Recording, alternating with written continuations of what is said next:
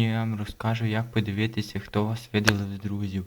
Заходимо мої друзі, заходимо в вихідні заяви, наприклад, хто вас видалив з друзів. Бачите, вам вже вас видалив з друзів, най буде цей Михайло, ця дівчина, Андрій. Коротше, вас видалив, ви хочете скасувати заяву, ви берете скасувати заяву і все. Ви вже не будете її коло їхніх підписниках і все. І все.